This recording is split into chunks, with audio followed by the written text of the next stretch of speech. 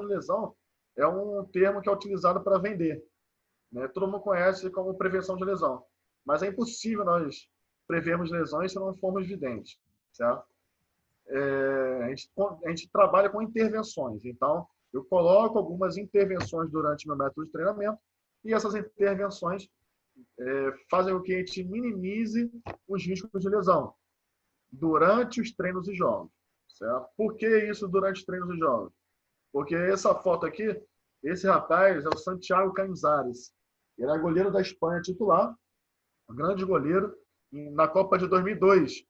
Só que antes da Copa, ele estava concentrado, né? Imagina, alto rendimento, um dos melhores goleiros do mundo, o melhor goleiro da Espanha, está na concentração, pronto para a Copa de 2002, e aí cai o perfume dele, e ele, em vez de deixar cair no chão, com medo de quebrar o perfume, ele coloca o pé embaixo para poder amortecer a queda do perfume que caiu da mão dele. O que aconteceu? O perfume quebrou, o frasco era de um cristal, esse cristal perfurou e cortou parte do tendão dele, de um tendão não, de um ligamento dele do pé. E ele ficou fora da Copa. Independente de qualquer tipo de treino que eu faça, como que eu vou prevenir essa lesão? Não tem como. Então, por isso que a gente fala que é minimização dos riscos de lesão, primeiro, e segundo, durante os treinos e jogos. Acabou. Fora disso, não tem como a gente prevenir nada e não tem como a gente minimizar nada. Outros exemplos aqui. O Douglas, que é um atleta brasileiro, está emprestado ao Sport Rihon, teve uma lesão no glúteo porque ele dormiu no ônibus, numa posição desconfortável, durante uma viagem do clube para jogar. Ele dormiu no ônibus em posição desconfortável, acordou e teve constatação de um desconforto no glúteo. Ele lesionou o glúteo dormindo no ônibus, né?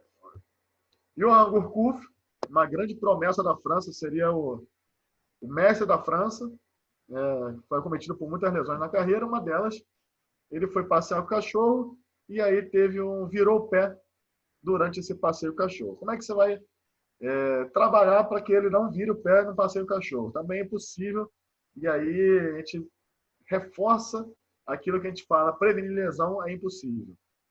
E o último, também interessante, o Ever Banega, da seleção argentina, ele ele parou o carro para encher o tanque do carro dele, não puxou o freio de mão e ele foi atropelado pelo próprio carro. Ou seja, qual a culpa do preparador físico não realizar exercícios de prevenir lesão nesses casos e outros casos, né? E aí é o que eu volto a falar. Não existe prevenção de lesão. O que existe é a gente trabalhar fisicamente o atleta, que existem outros tipos de lesão que não são ligados à parte física, necessariamente, fisicamente o atleta para que ele exerça da melhor forma possível, que não aumente o mecanismo de lesão dele durante o treino, durante o trabalho dele. Isso é que é importante, certo? Então, quando vocês virem prevenção de lesão, sabe que é mentira, sabe que é só para vender, observem bem o que vai ser falado, porque o termo é minimizar os mecanismos de lesão. E aí, voltando, será que existe prevenção de lesão? Como eu já falei, não existe, né? E as principais lesões que a gente, pelo menos, tem no basquete, eu acho que essa primeira é a lesão que mais tem durante o trabalho. Não estou falando de concussão, tem muita lesão de concussão, né, bater cabeça a cabeça, mas durante o trabalho, ligado à parte de preparação física, né, sem ser acidente de trabalho, a gente tem muita lesão de isquios tibiais, a parte posterior de coxa. Nesse caso aqui, eu estou falando mais do basquete, que é o que eu trabalho, então a gente tem muitas lesões de isquios tibiais, algumas também de panturrilha, né, de tríceps sural.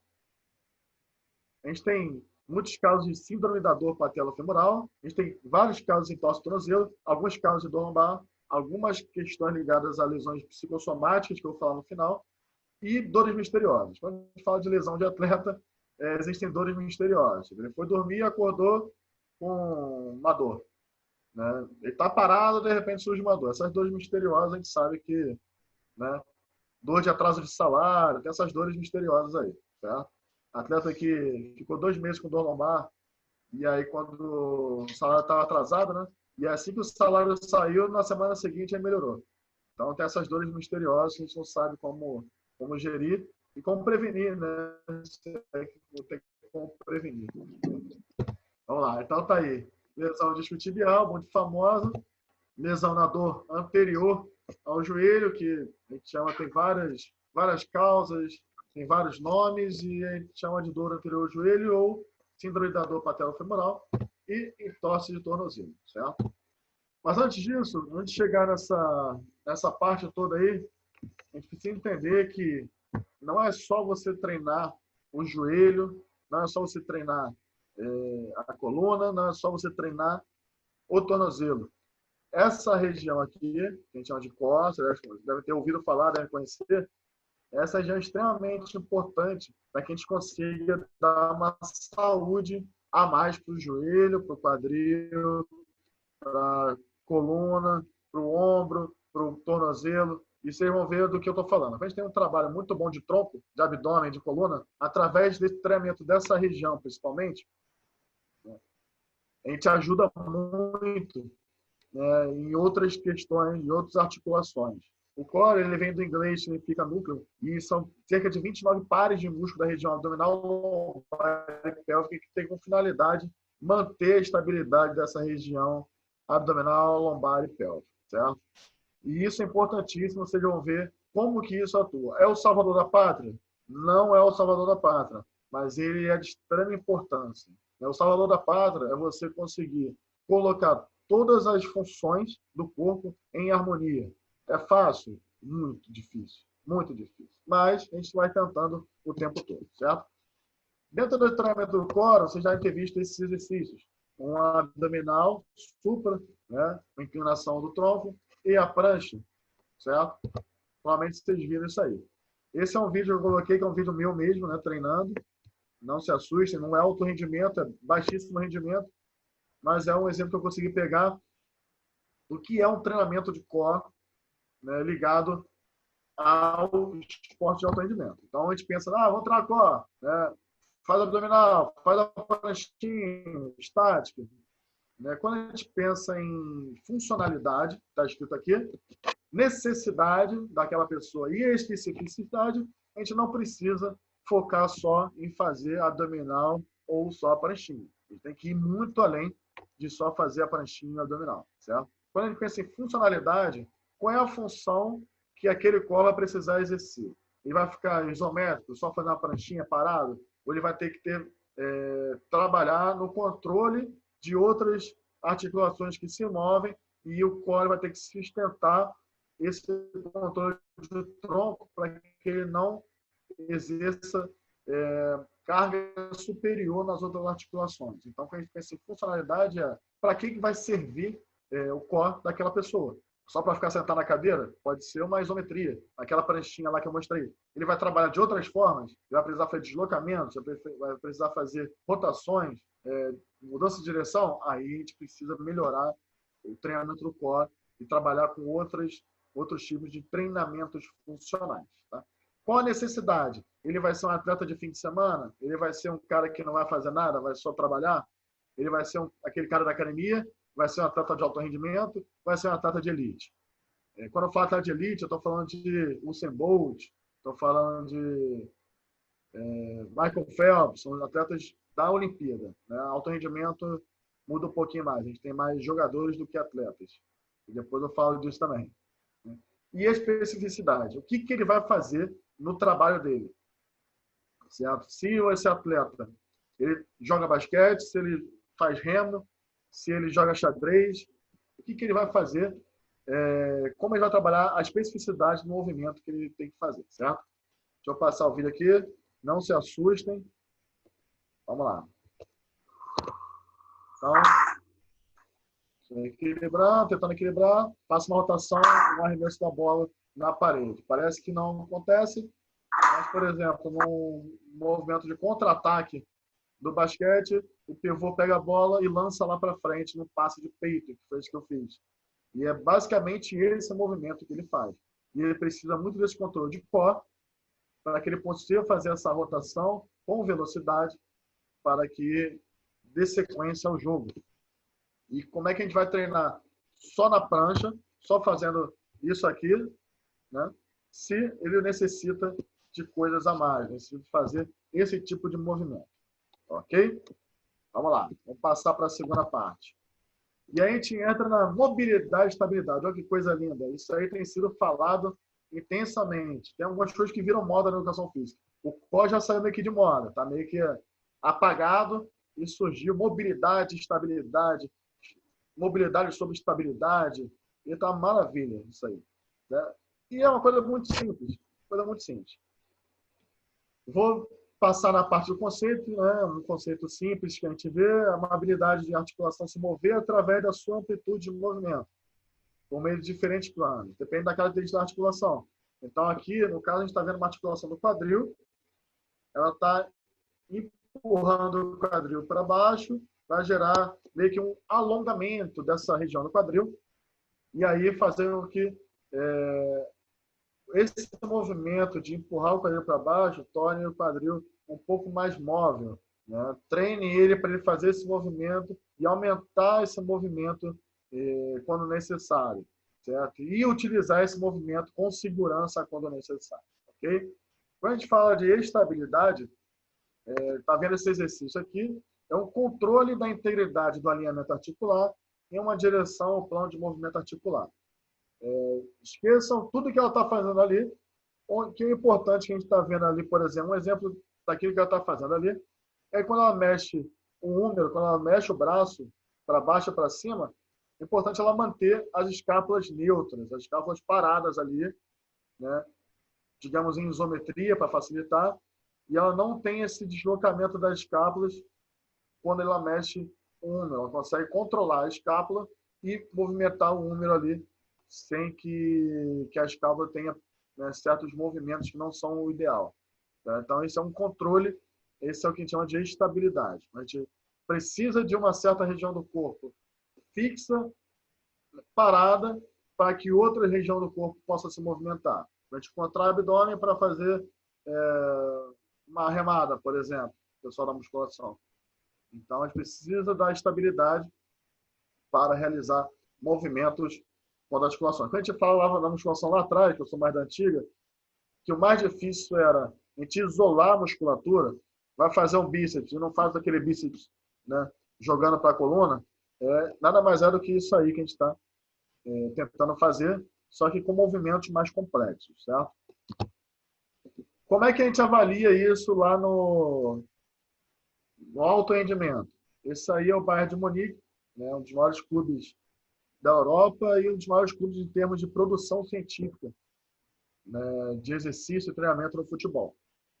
Lá no clube a gente faz esse tipo de avaliação, que é o Functional Movement Screen, FMS, faz esses exercícios, são 7 exercícios, agachamento, passagem por cima da barreira, como está fazendo o Guts, elevação de tronco, como está fazendo lá o Thiago. Né? Então, assim, tem vários exercícios. Eu não faço mais eles completos, eu faço uma adaptação desses exercícios. E entrou muita discussão se serve ou não serve esse FMS. Minha opinião é que ele é extremamente importante, ainda mais que a gente consegue fazer de uma forma fácil e rápida, dentro da medida possível, para a gente avaliar o maior número de situações possíveis. Porém, a grande discussão é que ele prometeu uma coisa e ele não faz. Não é porque você... Cada movimento desse, você dá uma nota, você dá um score, de 0 a 3.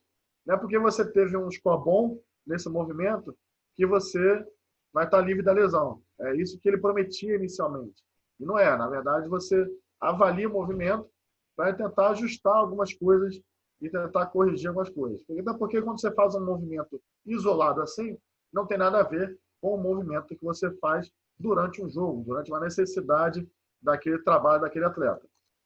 Mas a gente não tem tantas ferramentas assim disponíveis. E aí, uma biocinética, por exemplo, na biocinética você coloca um monte de pontos no seu atleta, câmeras 3D, que não sei o quê, é fantástico. Ele faz o movimento dentro daquilo que ele está acostumado a fazer, só que cada avaliação é no mínimo R$ 1.400. Não tem como os atletas fazerem essas avaliações.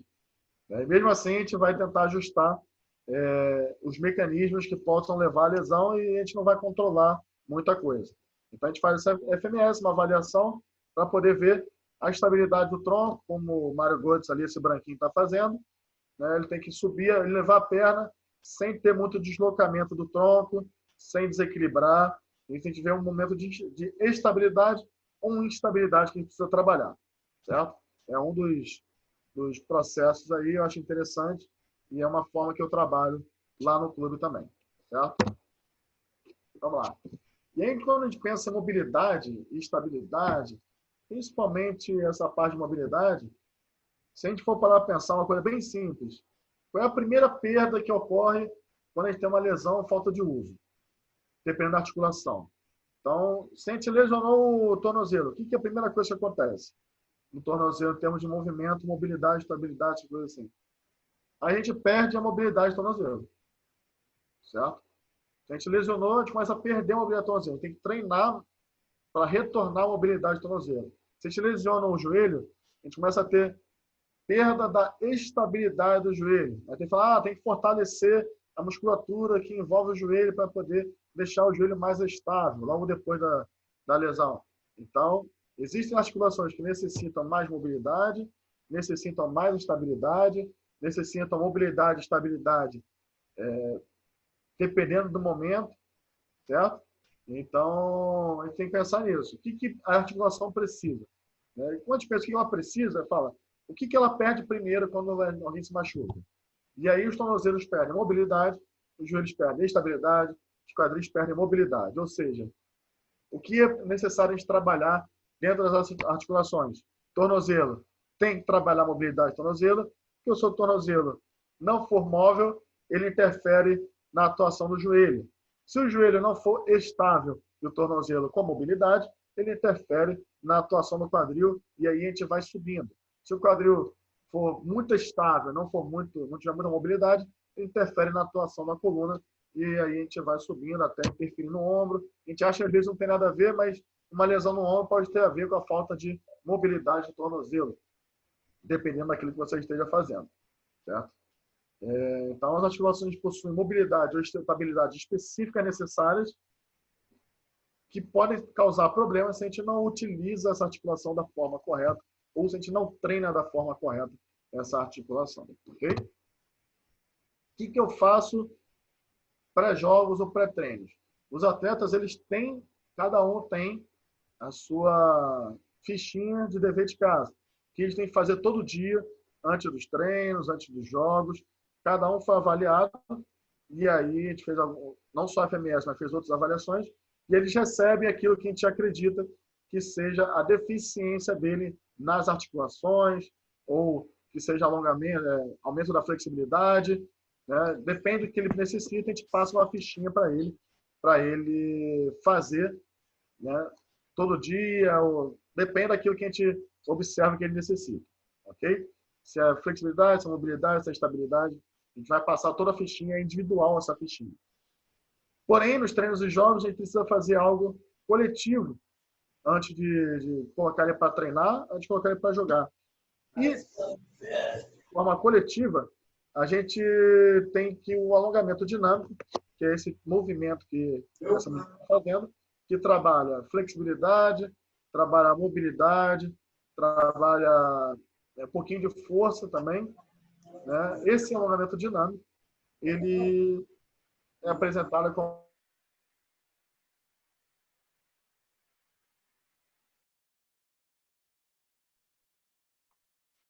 Pedro, teu microfone deu mudo, Pedro.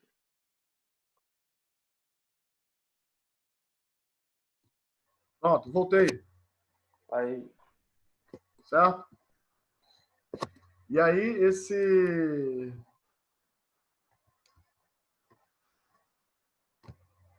Está estranho aqui, vamos lá. E aí, esse movimento é um dos movimentos que são citados como movimentos que...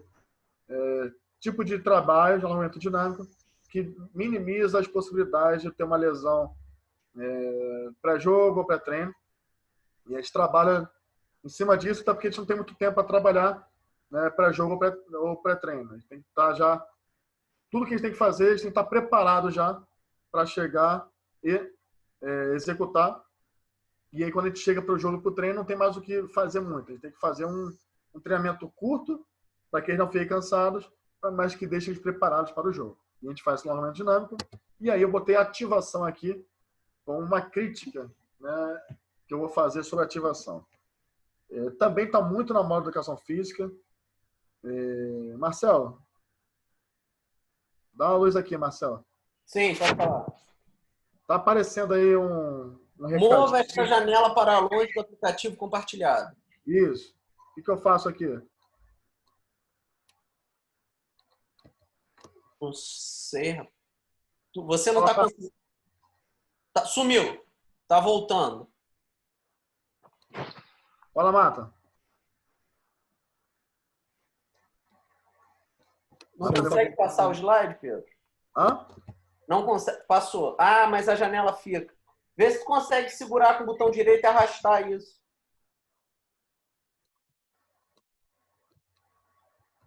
Não. Estranho, né? Botão esquerdo, não?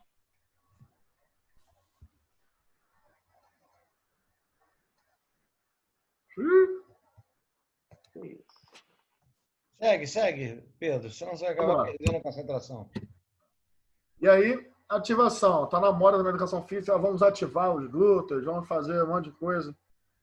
Cara, eu tenho uma certa crítica, porque a gente sabe o quanto é importante a gente preparar a musculatura para fazer algo que vai exigir muito dela. Então, normalmente a gente fala em ativação, a gente chama uma preparação daquela musculatura para que depois a gente exija dela algo mais intenso. Teoricamente é isso, né? Porém, quem te vê muito no esporte, e aí fica a minha crítica, é feito um processo de ativação pré-jogo, por exemplo. Falando de jogo, que é o momento mais importante do atleta, é o jogo, é a competição. Ele faz uma ativação e aí depois ele vai para o vestiário ficar 40 minutos sentado, esperando o técnico falar. Muitas vezes esse vestiário é com ar-condicionado, aquele friozinho. Será que eu não perco essa função da ativação quando eu vou fazer essa ativação e vou para o vestiário ficar escutando o técnico falar? Então, assim, é uma coisa muito mais fácil você fazer quando você vai para a academia, você vai treinar um atleta na academia ou no treino. Porém, num momento tão importante como um jogo, como uma competição, esse processo de ativação eu acho meio complexo, porque você vai fazer uma ativação, uma preparação para ele fazer o exercício, ele vai ficar 40 minutos parado, certo? Então, vão exercícios específicos, por exemplo, com mini band, com super band, porque quando a gente volta para fazer para o jogo, a gente tem mais 10, 15 minutos de aquecimento. E o aquecimento já é com bola, já é fase de jogo, por exemplo. E aí a gente tem uma discussão, será que se eu fazer atuação de exercícios específicos com mini band, por exemplo, e ficar 40 minutos sentado, ele vai ter uma atuação boa? Ou o que realmente é importante é você manter o atleta em atividade, aí quando ele volta em atividade, em aquecimento de novo e em preparação para o jogo. É uma discussão um pouco mais avançada, não vou trazer para cá, né? Eu sou o brigão lá do grupo de preparadores físicos do basquete por causa dessas coisas. Assim, eu discuto muito, eu sou muito polêmico com essas coisas, mas vamos lá. Eu não gosto muito de protocolos, né? Mas está aí uma piramidezinha que a gente pode pensar nesse caso. Então, a piramidezinha aqui lá embaixo, a gente tem uma base de mobilidade, estabilidade, flexibilidade e controle motor, né? E aí entra a coordenação motora.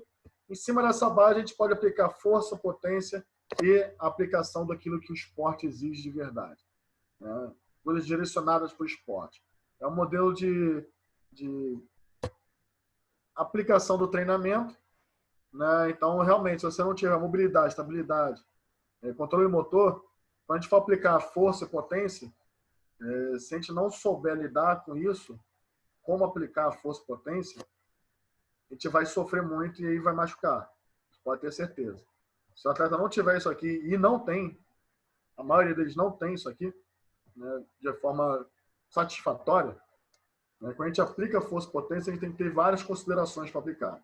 Quando a gente pensa em atleta, o atleta, a gente pensa em coisas, pessoas que fazem muita exercício, que são completos, que têm flexibilidade, que têm força, que têm mobilidade, tem tudo isso, mas não se enganem, isso não é bem por aí. Tem muitos atletas que não têm mobilidade, não têm estabilidade de tronco nenhuma, não têm flexibilidade, não têm coordenação motor e controle motor, e mesmo assim eu tenho que colocar força, colocar potência e colocar ele para fazer exercícios específicos de jogo ou para jogar, sem que ele se machuque. É um pouco mais complexo do que a gente vê nos livros, do que a gente vê na televisão, né, do que a gente lê por aí e fala, é só fazer isso, está aqui no livro, está aqui no artigo, pega e aplica. Não é muito bem por aí, não. Na realidade, é um pouco diferente disso aí. Vários e vários atletas que não são de elite, eles possuem deficiências grandes de mobilidade, estabilidade, flexibilidade e controle motor. E se isso é uma base para você aplicar a força com mais segurança, e eles não têm isso, como é que a gente aplica a força com mais segurança? Se a gente não aplicar força e potência com segurança, volta até velocidade, se a gente não aplicar força, potência e velocidade no atleta, ele não joga. Mas ele precisa aplicar força, velocidade e potência dentro de uma base que ele não tem. Essa é uma daquilo que a gente chama das magias da preparação física. Acha que é só alegria, né? Não, gente. Isso aí é a realidade. Vamos lá. E aí, propriocepção do tornozelo também é uma questão ligada à mobilidade e estabilidade, mas que pode levar a uma daquelas lesões que eu falei que acontece muito, principalmente no basquete. Tem algumas coisas escritas aí, né? A capacidade consciente de movimento, de acordo com a articulação no espaço, pode ter você tem um comprometimento do sistema proprioceptivo, acarreta vários déficits na estabilização articular, contribui para lesões, distensões, problemas na cápsula articular, ligamentos e, consequentemente, várias desestabilizações posturais. Vou dar uns exemplos aqui e a gente vai compreendendo melhor como é que funciona essa propriocepção do tornozelo. Para pessoas comuns, como funciona a ciência e como a gente se apresenta lá no basquete. Esse artigo aí é o artigo mais trabalhado no basquete, tem uma discussão grande em relação ao uso, não dessa plataforma, mas o uso de um disco para fazer trabalho de propriocepção do tornozelo, porque esse artigo aí ele fez um trabalho de propriocepção do tornozelo nesta plataforma, todo dia com os atletas durante 6 anos. E ele viu que esse trabalho a longo prazo aumentou a capacidade de propriocepção do tornozelo em 72%, diminuiu as reclamações de dor lombar em 77,8%, diminuiu a incidência de entorses de joelho em 64,5% e diminuiu a incidência de entorse de tornozelo em 81%, fazendo esse trabalho de propriocepção todo dia durante 6 anos. São atletas da primeira divisão da Itália. Certo? Mas será? A gente chega lá na academia e fala, vamos fazer a propriocepção. O cara joga tênis. Vai lá, fica num pezinho só, lá em cima da situação estável, né, de uma superfície instável, e você vai treinar a propriocepção. Será que isso aí é suficiente para treinar a propriocepção? Um cara que joga basquete ou um cara que joga tênis? Só ficar ali em cima? A gente tem que pensar que, como é que é a quadra? A quadra, ela se mexe? Ela fica balançando e você tem que segurar? Não, a quadra não se mexe. O que dá carga em cima o que dá instabilidade não é a carga, é o seu corpo que causa a instabilidade. Não é a quadra. A quadra está paradinha.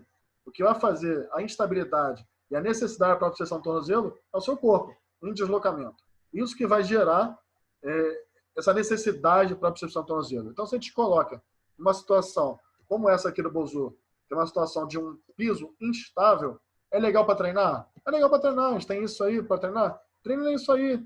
Dá resultado. Porém, isso vira todo dia. Porém, essa não é a realidade do esporte, de um tênis, de um basquete, do futebol, que tem mudança de direção repetida. Você tem que trocar de direção. Como é que você troca de direção se você só trabalha isso aqui? Então, acredito que quando a gente vê esses tipos de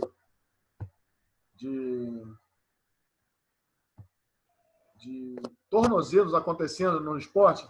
Eu trouxe esse rapaz aqui, que é o Kyrie Irving, que é um dos caras mais ágeis, né, mais habilidosos do basquete mundial. E aí, olha o tornozelo dele. Olha isso aqui. Conseguiram ver isso aqui? Tá o tornozelo aqui, que não tem carga em cima, lógico, por isso que ele está solto. E esse aqui com a carga em cima, olha como é que está a posição dele. Certo? Tem alguma coisa a ver? Ele está deslocando o corpo e o tornozelo sustentando. Tem alguma coisa a ver com a bolinha? Não. Olha a condição dele aqui. Ele está colocando toda a carga em deslocamento em cima do tornozelo.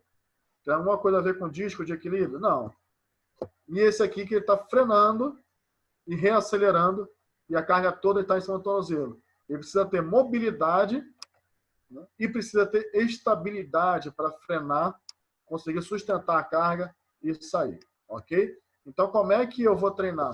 Só na bolinha, instável, e afirmar que essas condições aqui, né, o meu tornozelo está preparado quando eu treino só na bolinha.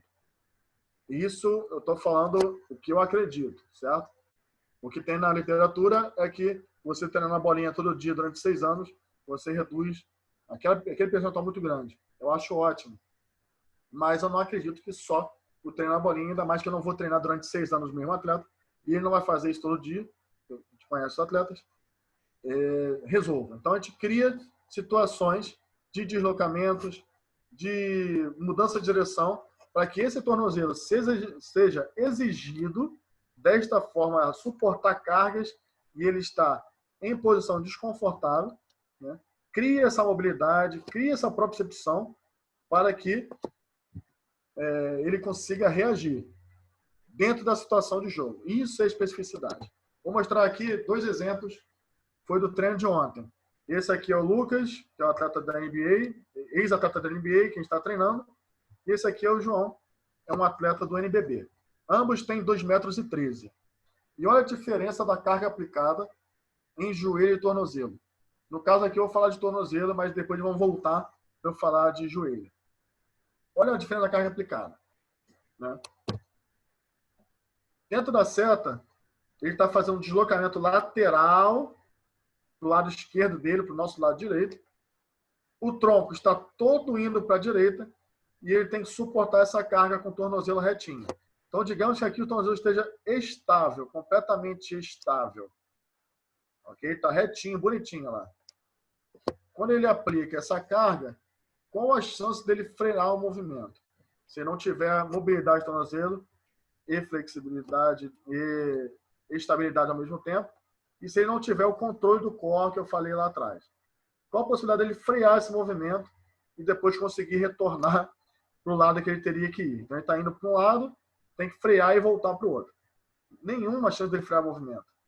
Ele tem uma chance de causar uma entorse, ele tem uma chance de causar outra entorse, ele tem uma chance de causar problemas de desvios na coluna, dores na coluna. Por quê? Porque a carga toda dele, do corpo, está deslocada para um lado, né, e ele não está apoiando na perna devida.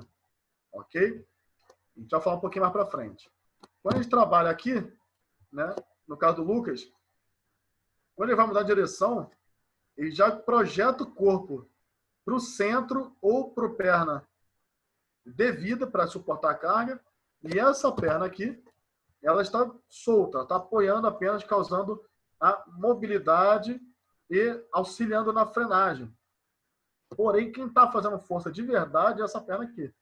Então, o corpo já está, ele já está parando e mudando de direção com o corpo na posição onde ele não aumenta o nível de carga no tornozelo e no joelho, mesmo causando esse tipo de mobilidade, essa necessidade para percepção do tornozelo. Ele não está jogando muita carga em cima, está jogando carga na perna que está mais confortável, mais apropriada para receber carga. O tronco está estável e aí você diminui a necessidade de empurrar a carga no tornozelo para ele sustentar, certo? Então, assim, não é fácil a gente pegar as coisas e aplicar na prática. A gente tem que ter um trabalho de core, como eu falei. Estou falando para você estar o tornozelo, Mas olha o trabalho de core aqui dele, jogado fora. Não tem o trabalho de core, tá? Ele não tem uma mobilidade e não tem um bom trabalho de propriocepção, não tem um trabalho de mecânica de necessidade que ele precisa para fazer a frenagem.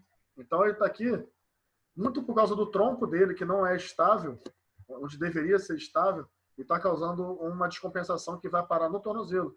E se o tornozelo for estável, do jeito que está estável aqui, vai parar no joelho. Certo? Então a gente precisa de um trabalho bom de tornozelos para que a gente consiga fazer essa amplitude aqui, a gente consiga ter um nível de propriocepção interessante, para que a gente consiga trabalhar bem o tornozelo, e aí vai diminuir a carga do joelho. A gente, com o core bem trabalhado, a gente consegue estabilizar o core para o tronco não vir, e o tronco já está voltando, colocando a carga na perna que deve ter a carga, perna mais forte, para já voltar. E tá, não é mais forte, mas é que está mais preparada para receber a carga. E aí a gente diminui os riscos de lesão. Então, assim, será que ele não fez o disquinho?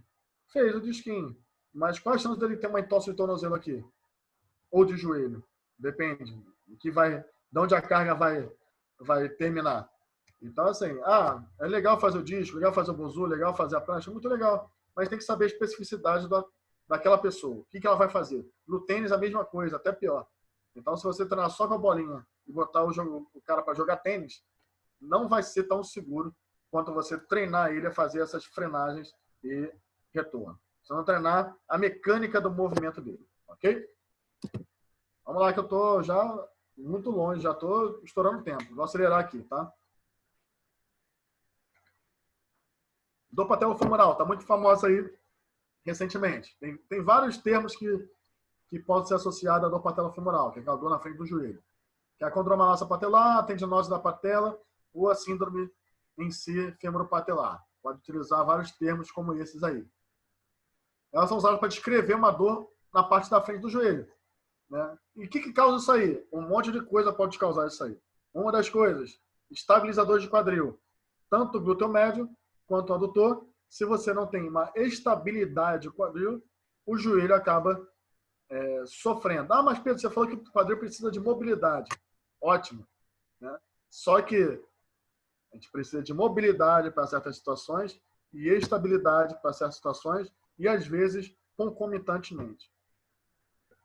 Não tem como a gente isolar as coisas. A gente não pode pensar de ele está com a dor no joelho, a dor é do joelho. Não tem como a gente pensar assim. Hoje em dia, a gente pensa num conjunto.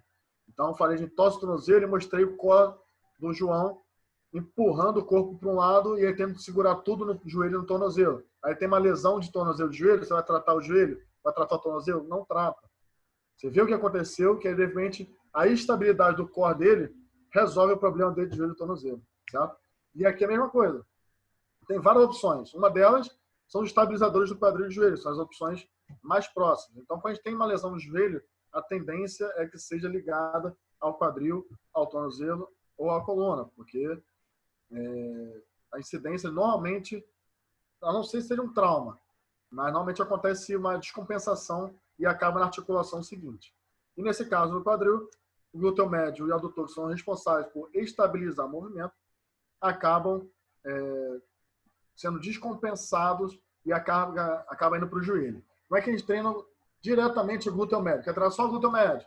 A gente faz exercícios de abdução, de quadril, que é o que se vê muito fazendo por aí. E hoje em dia, para treinar adutor, a gente tem esse movimento aqui que a gente chama de Copenhague, que aparece como um dos principais exercícios para minimizar as lesões de adutor. E a gente tenta equilibrar. O que eu vejo muito é isso aqui o tempo todo, e aí também causa desequilíbrio. Se você não trabalha adutor e trabalha basicamente só isso aqui que está na moda, todo mundo fazendo isso, você causa desequilíbrio, e aí os estabilizadores de quadril estão desequilibrados, e aí não adianta nada, você continua jogando carga para o joelho, certo? Outra questão que pode levar a dor na frente do joelho, dor anterior ao joelho, é essa relação do glúteo médio e do tensura fascia lata. A tensura trato iliotibial, ele se liga lá na tíbia, e aí quando você tem uma fraqueza dessa região dos estabilizadores do quadril, você acaba causando uma fricção do tensor do trato iliotibial, nessa região do joelho, e acaba meio que sentindo uma dor na frente do joelho, que é chamada tendinite no corredor, mas na verdade o problema não é no joelho de novo. O problema é uma falta de estabilidade, de repente um fortalecimento maior da região dos músculos do quadril. Ok? Outra questão interessante tem sido discutida, né? A diferença não é de força, mas de ativação e velocidade da ativação da musculatura. Então, está aqui o joelho, a gente tem o vasto medial, que a gente chama de vasto medial oblíquo hoje em dia, e a gente tem o vasto lateral, certo? Todos ligados aqui na patela. Se o vasto, quando você vai dobrando o joelho, né, quando você vai movimentando o joelho, a gente necessita, estendendo o joelho no caso, a gente necessita de o vasto lateral puxar um pouquinho a patela para ela se encaixar melhor no sulco patelar, no fêmur, e aí o sulco intercondilar, e aí o vasto medial oblíquo, ele ajusta a posição da patela. Se você tem o vasto lateral puxando mais de um lado, a patela vai lateralizar e aí pode gerar dor, certo? Então, não é a força que você faz. Você não precisa trabalhar a força. Ah, vou trabalhar a força só do vasto medial oblíquo. Não tem como fazer isso. Não tem como. Não tem como. A gente trabalha a velocidade de ativação. Então, se você ativa esse vasto aqui muito antes desse aqui, gera lateralização excessiva da patela. Se você ativa um pouquinho esse aqui, logo depois esse aqui, você consegue controlar o movimento, encaixar a patela lá no sulco intercondilar, e aí você mantém uma saúde, nesse caso, né, em relação à dor patela femoral, nessa relação. Okay? Então, já mostrei várias relações, essa é uma terceira relação ligada à síndrome da dor patela femoral. Como é que a gente faz essa velocidade? A gente mexe nessa velocidade de ativação. Tem o leg press, a gente pode colocar uma bolinha, né, macia aqui no meio dos joelhos, e aí quando a gente aperta a bolinha, impor leg press, parece que tem uma melhora na velocidade de ativação da vasto medial oblíquo. Mas essa é uma questão muito específica, tá? Quem tem genovalvo, quem tem o joelho para dentro não pode fazer. Se você não tem necessidade de melhorar a velocidade da ativação, não precisa fazer, tá? Então, é bem específico essa bolinha no joelho. Mas tem outro exercício, que é esse aí. Você está com o quadril no chão, de repente você eleva o quadril, que também parece que, contraindo o quadríceps, parece que também ele ajusta um pouco melhor essa relação de ativação do vasto medial oblíquo e do vasto lateral. Ok? Tô acelerado. Esse também eu acredito muito mais na prática do que propriamente eu não li nada sobre isso. Eu vou explicar por quê. Existe uma relação de desequilíbrio da parte posterior de coxa e quadríceps. A parte antagonista e agonista, eles têm que estar equilibrados. Sempre. Senão um faz mais força que o outro e aí pode causar algum tipo de lesão, algum tipo de dor. Pode causar. Não vai causar, mas pode causar. E aí tem se estudado muito essa relação de força da posterior de coxa em relação à força do quadríceps. Porque todo mundo trabalha só o quadríceps, né? Os esportes em si estão muito mais ligados ao quadríceps, ao glúteo, do que ao posterior de coxa, e acaba sendo mais bonito esteticamente o quadríceps do que a posterior de coxa. Então, você dá uma carga maior para o quadríceps e não trabalha com tanta intensidade os isquios tibiais. E essa relação, né, deficiente, que está ligado à relação do força excêntrica dos isquios tibiais com força concêntrica do quadríceps, quando você tem uma relação prejudicada, não vou tratar de números, você tem uma incidência de lesões de até 4 vezes maior do que quando você tem equilíbrio na musculatura. Então, o importante é equilibrar a musculatura. Se você equilibra a musculatura, você diminui o risco de lesão. E eu percebo que quando a gente equilibra a musculatura, trabalha um pouco mais intensamente os isquios tibiais, da mesma forma que a gente trabalha intensamente os quadríceps, os atletas relatam menos dor na parte anterior do joelho. Isso é muito na prática, ainda não vi nada parecido. Certo? E tem as peculiaridades do atleta. O atleta tem dor anterior ao joelho, mas ele gosta de fazer cadeira extensora, porque cadeira extensora ele sente bem. Coisas de atleta. Eu me sinto bem fazendo cadeira extensora. Se você não deixa ele fazer cadeira extensora e ele joga mal, a culpa é sua. Bem simples. Então, eu aviso, eu negocio, uso da cadeira extensora, desde que a gente faça, capriche bastante nos isquiotibiais para poder compensar, certo? E a utilização de hortas e bandagens. No basquete a gente usa muito isso. Faz uma botinha, coloca a botinha aqui para não torcer o tornozelo. Só que quando você estabiliza muito o tornozelo, você joga a carga para cima. Então o joelho que vai sofrer com esse excesso de estabilidade do tornozelo, e aí também pode gerar essa dor anterior ao joelho. Ah, mas o joelho que está ruim, isso aqui. Às vezes é porque você tem essa tradição no basquete de utilizar botinhas, e essa botinha estabiliza muito o tornozelo, e quando você estabiliza muito, você deixa a articulação de cima sempre propensa a se sobrecarregar, certo? Tá terminando, hein? Valgo dinâmico, mais um problema. Primeiro a gente tem que entender o que seria o valgo. O valgo é essa posição do joelho de forma meio que irregular, quando o joelho está para dentro, certo? Em relação a essa linha verde. Uma linha normal, tá? A partir desse princípio que essa é uma linha normal. Quando o joelho está mais externamente posicionado, a gente chama de joelho varo. Quando está mais internamente posicionado, em relação à linha média, a gente chama de joelho valgo. Onde nas mulheres, isso acontece de forma um pouco mais acentuada. E essa angulação, a gente chama do quadril aqui, em relação ao joelho, a gente chama de ângulo Q. Nos homens é um pouquinho menor, certo? Beleza. Isso aí, infelizmente, não tem como a gente resolver. Se a pessoa tem o genovalgo, ela vai continuar tendo o genovalgo. Se ela tem genovalgo, vai continuar tendo o genovalgo. O que a gente pode ajudar a resolver é esse movimento aqui, que é o alinhamento dinâmico do valgo, né, foi descrito como uma posição corporal na qual o joelho cai imediatamente, medialmente devido ao excesso de valgo, rotação interna ou ambos. Ou seja, isso a gente vê muito, essa posição do joelho, quando está fazendo exercício, principalmente agachamento, principalmente a gente coloca muita carga. Então, isso aqui é que a gente tem que olhar com carinho. E eu vou dar alguns exemplos para vocês. Ah, tem que corrigir, não tem que corrigir?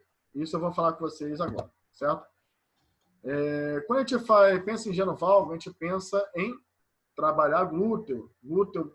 O glúteo médio, ele faz rotação externa do quadril. E se o joelho está caindo medialmente, também fazendo uma rotação interna do quadril, vão trabalhar o glúteo médio para ele poder trazer o quadril para manter a rotação externa preservada, ele vai estar forte e o joelho não vai cair medialmente. É um pensamento muito bom, muito legal. Mas para o esporte não serve, né?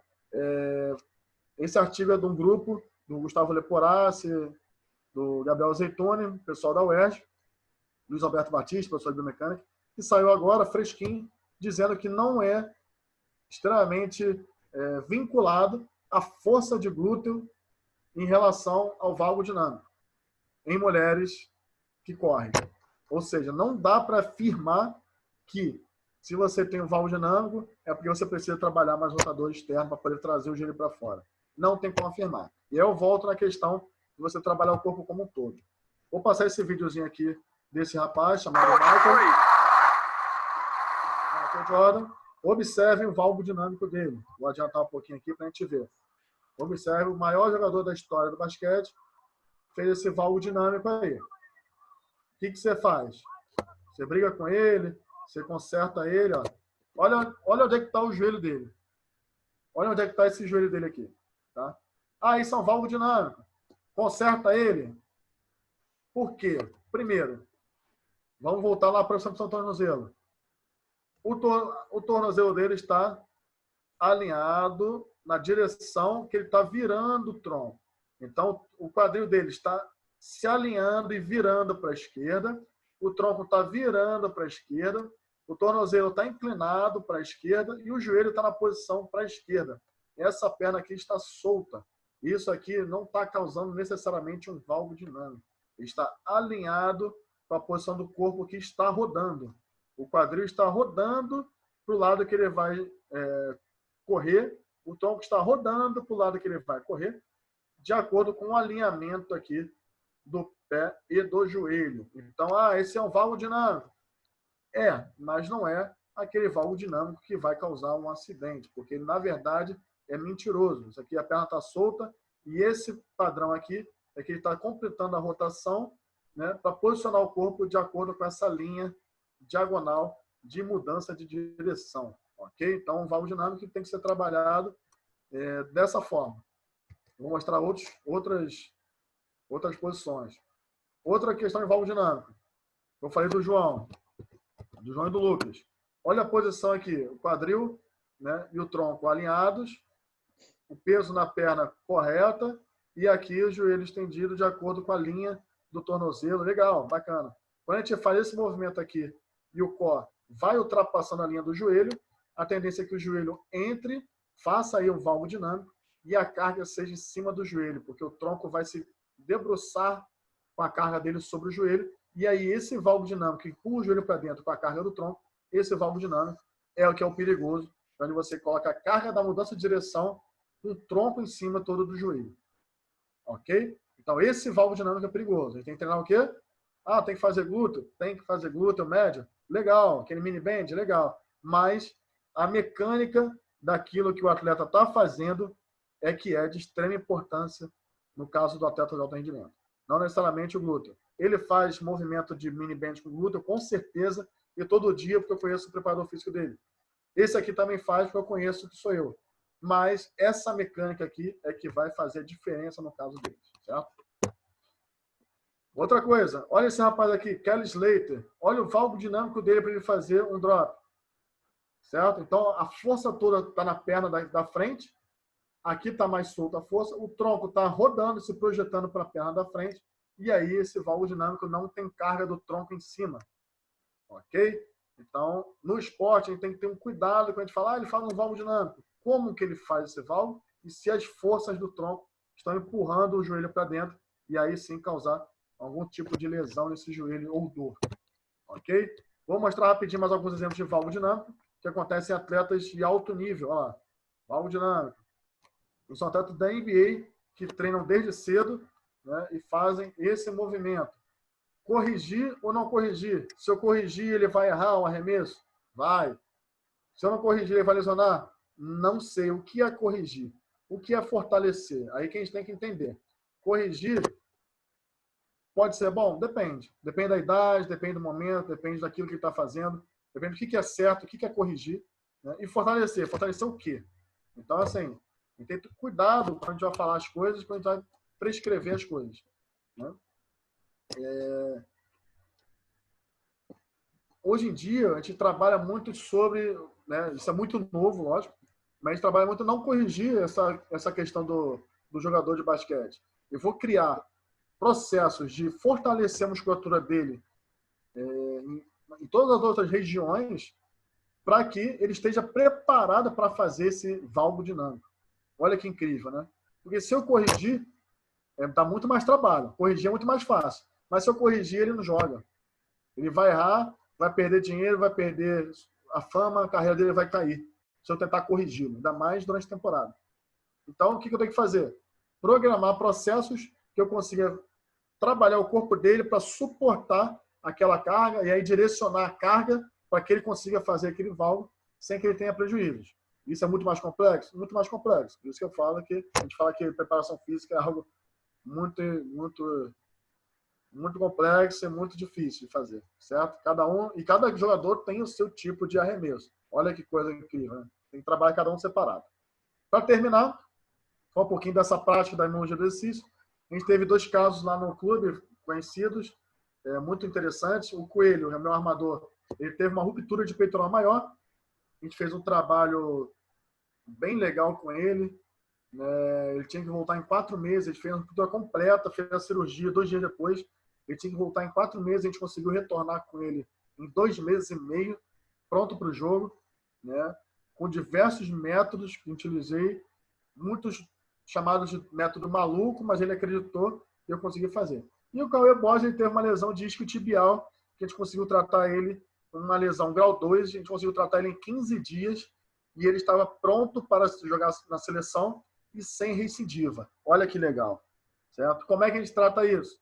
Aí que está o mistério da fé e eu não vou entrar no momento nessa, mas eu diria que eu usei alguns recursos que eu vou falar para vocês aqui. Um deles são alguns métodos de recuperação. O que é importante a gente saber quando a gente aplica a imunologia do exercício na prática? Um sono. Extremamente importante. Nada substitui o sono.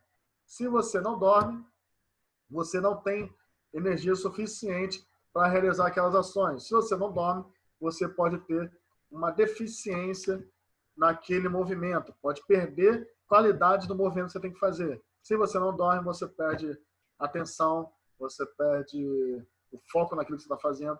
Então, o sono é de extrema importância, certo? E se você não dorme, você não recupera a energia que você gastou. Se você não recupera a energia que você gastou, a gente vai entrar numa questão de concorrência energética que eu vou falar aqui embaixo, certo? Olha que interessante. Isso é uma teoria que só eu faço, mas eu acho muito interessante, né? Acredita em mim, ou não. Outra coisa interessante aqui, que a gente tem que pensar em imunologia do exercício. Quanto maior a idade, mais aumenta alguns processos inflamatórios. Mais chances de ter processos inflamatórios esse atleta tem.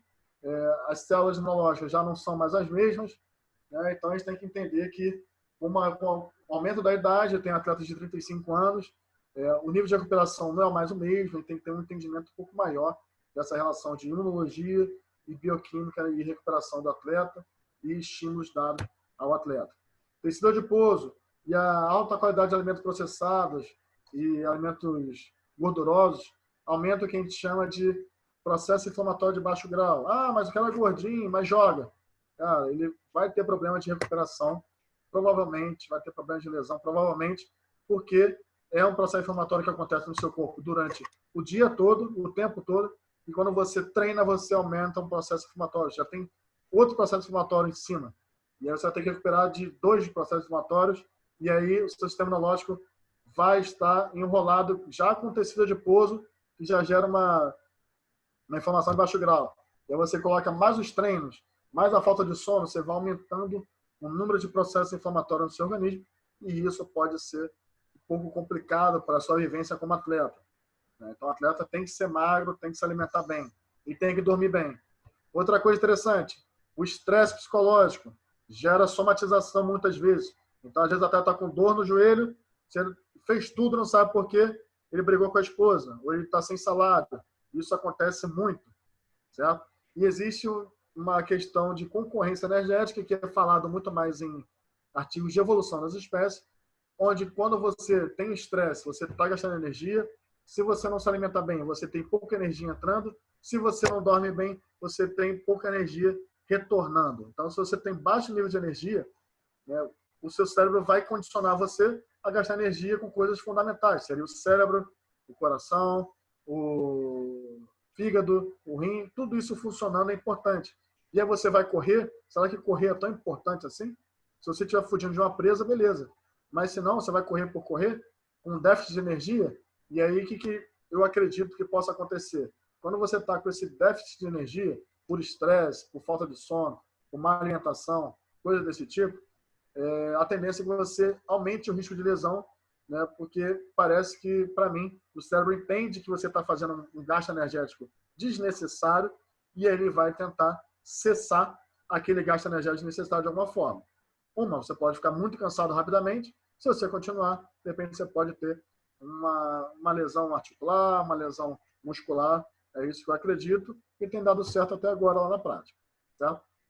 Existem alguns métodos de recuperação e a gente tem que entender que certos métodos de recuperação, gelo, água quente, eu tenho falado muito isso no meu Instagram, fiz um mini curso sobre métodos de recuperação no Instagram, métodos de recovery, e a gente tem que entender que o sistema imunológico, que é quem atua nesse processo de inflamação, de recuperação do atleta, ele é importantíssimo. Então, se você botar gelo na perninha, achando que você está recuperado, não está. O processo inflamatório ele é interno. Ele não é através do gelo na perna. Isso é uma discussão um pouco mais avançada, mas tem que entender que a gente tem métodos que realmente auxiliam, que estão ligados à recuperação, sono, descanso e uma coisa ou outra que ajuda nesse processo de limpeza do organismo pelo exercício físico, pelo trabalho que o atleta faz, mas certos métodos de recuperação são métodos que enganam você. Você fazer uma massagem, você não sai recuperado. Você sai, pode ser sem dor, pode ser relaxado, mas você não sai recuperado. E quando você não está recuperado, você acha que está se enganando e aí aumenta o risco de lesão também. E um correto feedback.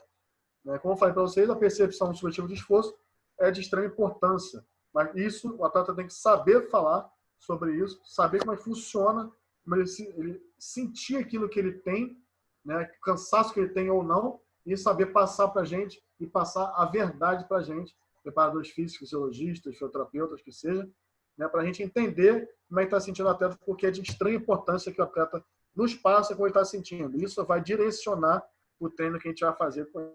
Então, um correto feedback ligado à percepção de esforço, ele é muito importante. Alguns exemplos de percepção de esforço aqui. Então, esse aqui é o pós-treino. Como é que foi a sua sessão de treino? Foi muito difícil, muito fácil, moderado, máximo, estou morto depois da sessão de treino. E eu anoto lá. E no dia seguinte, quando ele vai chegar, ou quando acorda, depende, às vezes eu mando pelo WhatsApp. Como é que você está? Ah, estou um pouco cansado, estou muito cansado, estou extremamente cansado. Está com dor?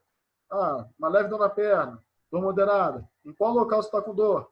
Então, tem todo esse processo de perguntar como é que está, tá, porque por mais que a gente invente diversos mecanismos tecnológicos de avaliar isso, nada mais substitui o ser humano.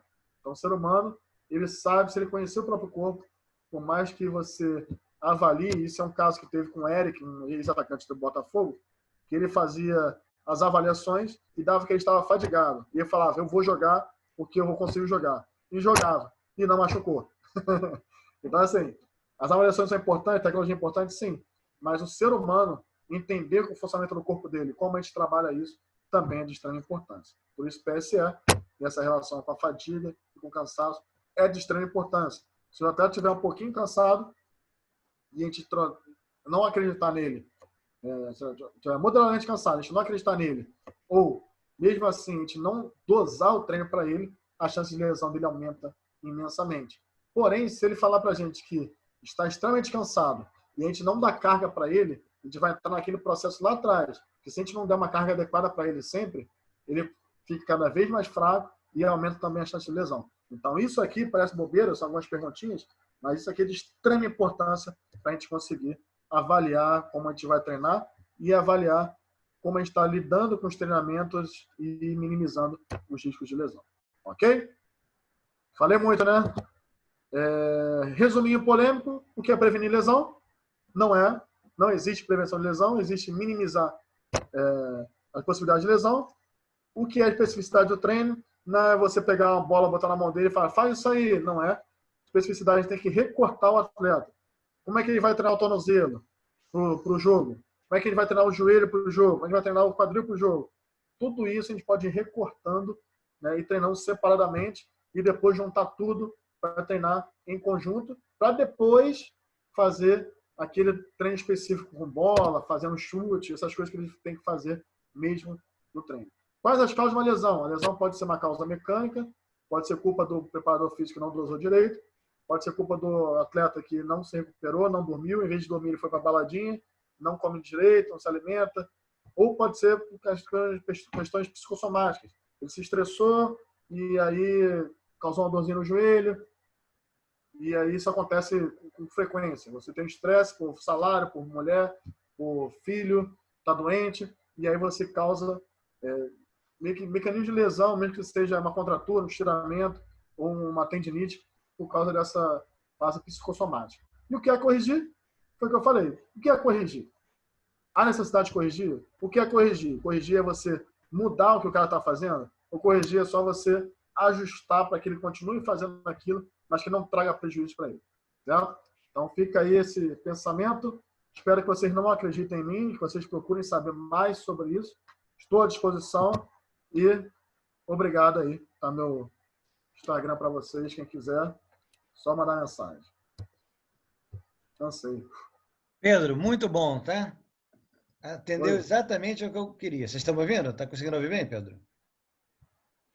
Tô vendo. Né? Então, ficou exatamente dentro do perfil que eu queria.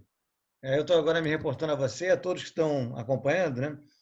De quantas coisas você falou na medida em que você ia explicando como é a preparação física adequada, específica, particular, para cada modalidade, para cada intensidade, né, de prática desportiva, para a idade do atleta, para deficiências que ele tem até estruturais. E como, para poder lidar com isso, você precisou de saber muita anatomia sobre sistema ósseo, articular, muscular, muita biomecânica, saber imunidade, né, ou imunologia para a recuperação desses atletas. Então, essas ferramentas, né, pelas quais vocês passam ao longo do curso da graduação, de uma maneira mais superficial do que seria o ideal, elas têm que ser aprofundadas depois. Um resultado como o que você teve é consequência direta da sua competência. Você treinou atletas de diferentes perfis e eu aprendi agora, né, que o perfil, vou chamar disciplinar do atleta, também é determinante. E você conseguiu manter uma equipe, né, durante uma competição de alto nível. Esses atletas chegaram ao final com recuperações inesperadas de lesões ocorridas traumaticamente e sem que as lesões por fadiga, que eu sei que são muito frequentes, acontecessem no seu grupo. Então, primeira coisa que eu quero dizer é que eu sou fã de você e que você está de parabéns, né, como educador físico, como preparador físico. Esse exemplo, né, da sua competência baseada em estudo científico e aplicação prática é exatamente o que eu quero que eles percebam, os alunos nossos, né? Que se eles se prepararem adequadamente, eles vão chegar nesse ponto em que você chegou. Tá, querido? Então, parabéns. E eu vou agora pedir para os veteranos fazerem alguns comentários. Marcel, Mata, Aline. Acho que eu vou começar pelo Mata, que é a próxima palestra dele, e tem a ver com recuperação de atletas que praticam futebol. Então, vamos ver se o Mata pode falar, se o microfone dele está aberto, ou se eu vou ter que abrir o microfone dele aqui. Mata, está me ouvindo, querido? Estou, Afonso, estou ouvindo. Faz um comentário sobre o que você achou, inclusive naqueles aspectos de mobilidade intraarticular. Pedro é um cara fora da curva, né, cara? Eu, particularmente, vou rasgar uma seda aqui, né? Eu sou um cara apaixonado por ele. O cara é sensacional, desde quando foi... Pedro foi meu monitor, né? Então, foi um dos caras que me inspirou a seguir aí toda essa carreira na anatomia com você e que me fez te conhecer também. Foi por intermédio dele que eu quis seguir essa carreira, né? Então, eu devo a minha inspiração toda aí pro Pedro. E com relação à aula, cara, assim, o Pedro dispensa comentários, porque eu fiquei aqui tomando café assistindo, cara, e ele consegue colocar vários pontos na preparação do atleta, né? Que são pontos que, por muitas das vezes, é difícil as pessoas conseguirem interrelacionar, como é o caso da imunologia, com a preparação do sistema locomotor, né? Que foi o que ele falou. E eu achei muito interessante essa perspectiva de correção, essa perspectiva de até quando você tem que corrigir, até que ponto isso é fraqueza. São pontos muito interessantes e que linka muito com o que eu vou falar na semana que vem, porque no que eu vou trazer, né, que vai ser a minha apresentação no meu trabalho de mestrado, a gente avaliou justamente PSE e estado de recuperação de atletas, que está diretamente relacionado com resposta imune também, né? E a gente vai ver várias coisas do que o Pedro falou aí na aula. Então, assim, muito legal. Eu gosto muito, né, de ouvir o Pedro falar e só tenho a parabenizar, cara. Obrigado, Marta. Agora eu queria ouvir o Marcel. Marcel, você está com o microfone aberto, querido? Ô, Afonso, dá para ouvir? Dá para ouvir? E eu lembro de você me falando uma coisa que eu nunca esqueci, que com o aprendizado da anatomia, com a sua dedicação, né, você foi aprendendo a ter uma propriocepção consciente de músculos, né, e grupos musculares e até de articulações que você nem imaginava que fosse possível, né? Então, você conseguia perceber exatamente o que estava te incomodando pelo fundamento que você tem em anatomia, que é muito avançado, né? Um atleta não tem isso. Então, ele vai tentar explicar do jeito que ele puder, onde está incomodando, o que ele está sentindo. Mas me fala, então, o que você quiser comentar aí sobre a aula do Pedro e um pouquinho sobre esse aspecto da propriocepção consciente que a gente vai aperfeiçoando, além da propriocepção inconsciente que se treina. Sim. Vai lá, Marcelo. Claro, a aula do Pedro não tem nem o que falar, né? A gente relembrou nossa época de monitores juntos, fomos monitores juntos durante muito tempo, muitos anos, foi muito bom. É exatamente isso, a gente vai aprendendo até para a prática individual, né? Como é o caso que o Afonso falou.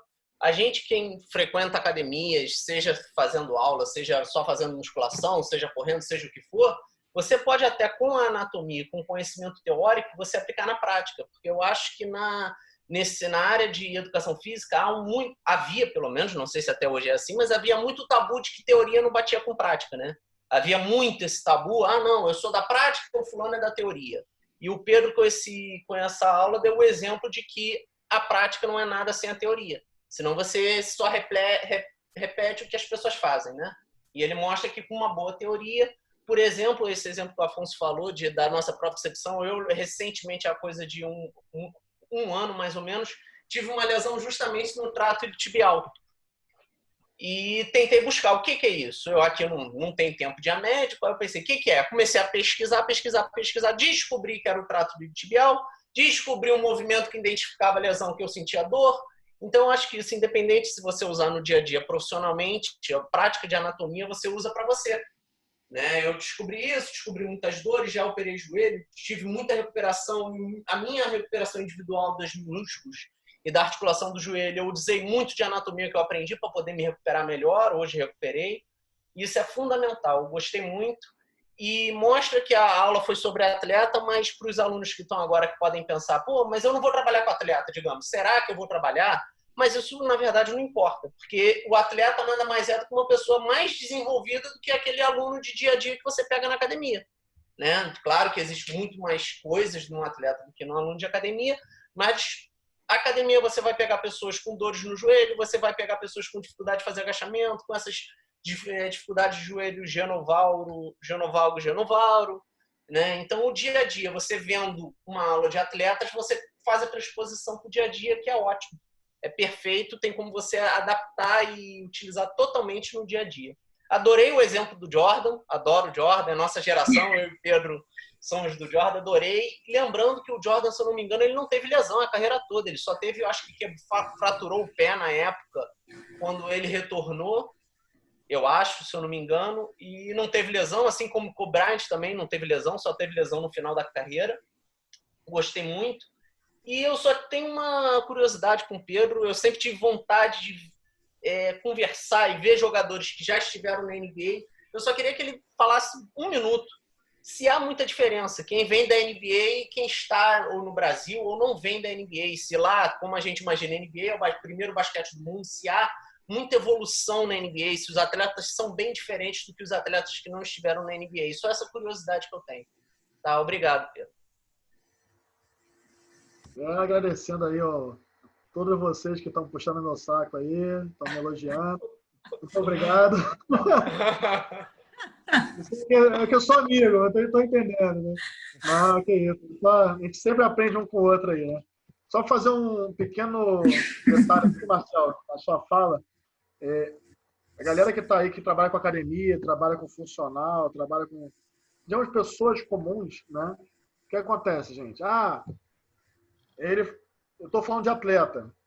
Como é que funciona o cronograma da educação física?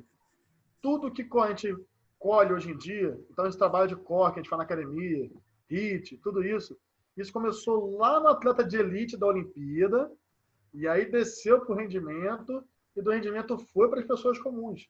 Então, tudo começa na elite porque gera muito mais dinheiro. Então, você tem que estar muito mais avançado nessas questões do que na academia.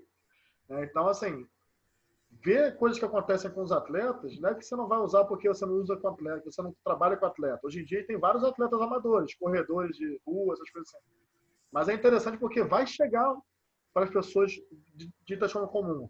Então, se chegou PSE lá no atleta e está chegando nas pessoas da academia, de treinos comuns, se chegou trabalho de core, trabalho de mobilidade e estabilidade, num atleta lá de elite, há anos atrás, e está chegando agora para a gente, para as pessoas comuns, então, assim, procurem ver sempre o que está acontecendo lá em cima com atletas de Olimpíada, de elite, porque aquilo vai chegar daqui a alguns anos para as pessoas comuns. As pessoas são as mesmas. Né? E outra coisa, atleta de alto rendimento não é muito diferente desse corredor de rua, não. Às vezes, esse corredor de rua que a gente pega na academia ou no funcional, ele é muito mais cuidadoso com o corpo do que um atleta de alto rendimento. Não se engane. Falando nisso, Marcelo, cara, assim, minha experiência com o Lucas, que foi para a NBA, tudo bem que ele é um pouquinho diferente dos atletas da NBA, mas ele tem 2,13 m e ele tem uma mobilidade e uma velocidade de deslocamento incrível para quem tem 2,13 m. E eu comparando com o João, como eu fiz lá nos slides, você vê que essa diferença é abissal, é gigantesca.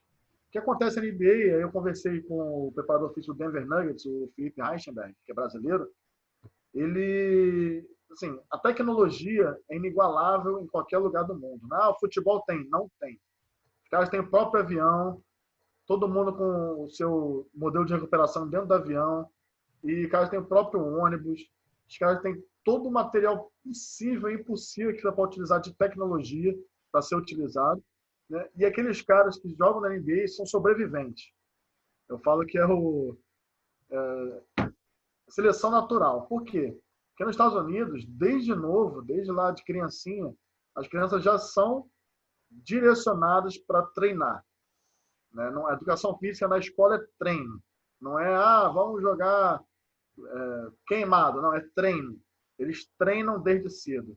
Então, eles treinam pesado, eles estão acostumados a treinar pesado, estão acostumados a lidar com o corpo deles desde novo. Então, quando você chega lá em cima, os treinos ficam cada vez mais intensos. Os que sobrevivem com lesões menos graves são os que jogam na NBA, né? Aqueles são mais talentosos e sobrevivem às lesões, jogam na NBA, porque o nível de treino deles é muito alto até chegar na NBA. Na NBA diminui um pouquinho o ritmo, né, em termos de volume de treino. Eu falei com o Felipe, eles só treinam pesado, assim, de tempo, 1 hora, 2 horas de treino, na pré-temporada.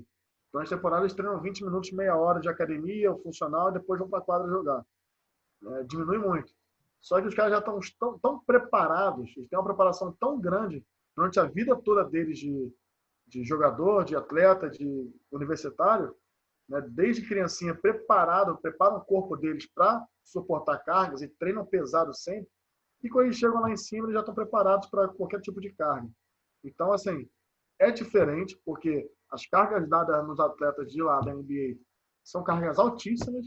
Um atleta daqui do Brasil não suporta se ele não acostumar, né, com o tempo lá. Então, assim, às vezes o jogador chega, vai jogar lá.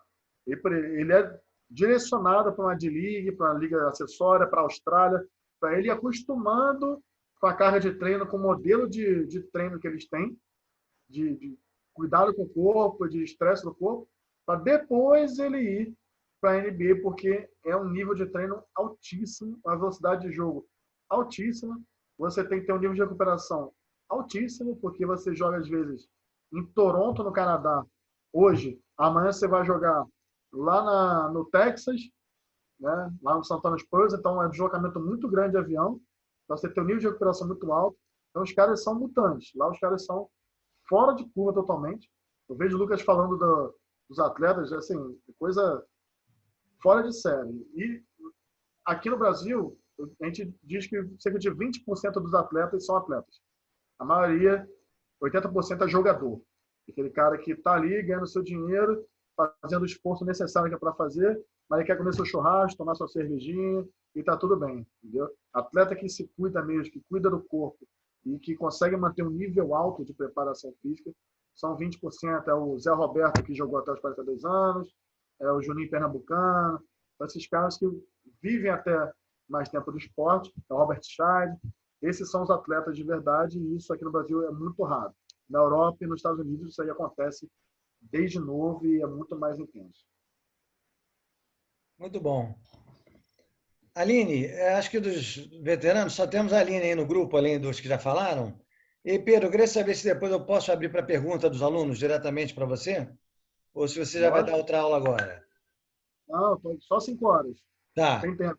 Eu vou pedir para a Aline fazer os comentários dela, depois eu vou abrir para os alunos e eles vão, assim, espontaneamente, de maneira natural, se pronunciando. Cada um faz sua pergunta e depois o outro entra. Eu não vou controlar a ordem disso, não. Aline, diga aí, o que você achou, querido? O que você quer acrescentar? Bom dia, Afonso. Bom dia, Pedro. Bom dia, Marcel, Mata. Eu achei excelente a apresentação. Como o Pedro também cresceu, né, amadureceu, já que todo mundo estava puxando a sardinha para o seu lado, eu também vou puxar, né? Pedro foi meu aluno, da minha geração ali de staff, de monitores, de estagiários de anatomia.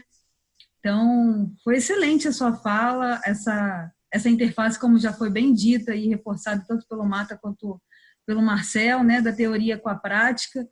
E o interessante é a gente observar assim, que no final de tudo a gente vê essas peças, essas engrenagens, né, funcionando ao mesmo tempo, né, de forma que inicialmente quando a gente estuda, até na própria graduação, isso vale para os alunos novos, inclusive, a gente estuda de forma separada, né, até por questões didáticas também, o volume de informação é muito grande, muito alto, mas depois a gente consegue unir as peças, né, do quebra-cabeça para tentar melhorar o desempenho, aí no caso, o desempenho dos seus atletas. Então, parabéns, eu vi umas imagens ali da EasyFX, né, recentemente, inclusive, eu pude, né, participar de uma coorientação com um treinador de basquete 3x3 e o trabalho foi eleito, né, pelo Comitê Olímpico como o melhor lá do curso de formação de treinadores.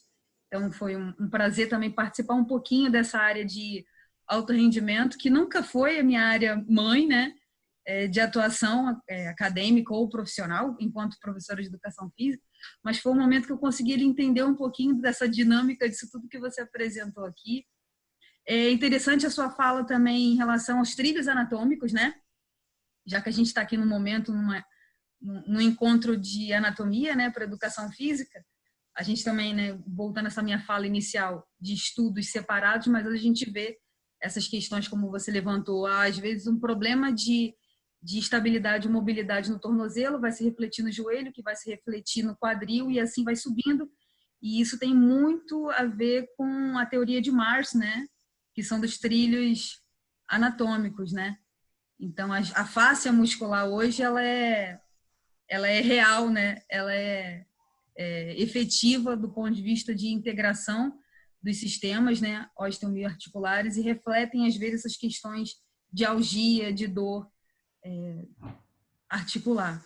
Então, Pedro, para mim foi excelente, eu aprendi bastante, foi leve, essa interface anatômica e preparação física, eu gostei bastante, parabéns. Bom revê-la aí, Aline, viu? Muito bom. E ela falou uma coisa, cara, que os ortopedistas falam muito mais, que é a questão da dor irradiada pelas faces, né? Tendo sinovite, coisas difusas, né? Se ficar buscando aquela correlação direta com o músculo que você conhece, com o tendão que está acometido, mas a fáscia conduz muito estímulo doloroso, que é mais difuso. Isso dificulta aquela questão que você comentava antes, né, do atleta explicar direito o que ele está sentindo, né? Porque a percepção dele é muito menos específica por esse mecanismo da transmissão de dor nas faixas musculares. Então, agora, eu proponho, vamos fazer essa experiência, somos talvez 28 alunos, fora nós 4, né? Vou deixar eles falarem, tá? Cada aluno tem condição de desbloquear o seu microfone e, espontaneamente, vou deixar que eles façam perguntas e não vou controlar a ordem. Quando um acabar a pergunta, entra o próximo. Quando não tiver mais nada, a gente encerra. Tá bom, Pedro? Vamos ver se vai funcionar bem. Então, queridos, manifestem-se, meus alunos. Quem quisesse abrir o microfone e abrir também o vídeo, né? Tá bom. Marco tá aí, hein? Achei que você não estava, não, cara. Tô. Eles fizeram algumas perguntas pelo chat, mas não foi muita coisa, não. Então, eu queria ver. Eles podem abrir o microfone deles, que a gente deixou isso permitido, né? Uhum. Vai, Ana.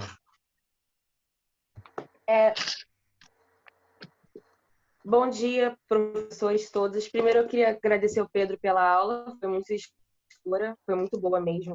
Eu adorei, foi ótima. E eu queria fazer uma pergunta que não tem muito, tem relação, mas não tem muito, mais ou menos. Eu queria saber se tem algum prejuízo fazer um alongamento não dinâmico, mas priorizando a flexibilidade no meio de um esporte ou de um treinamento que priorize trabalho muscular. Obrigado pelo elogio da aula.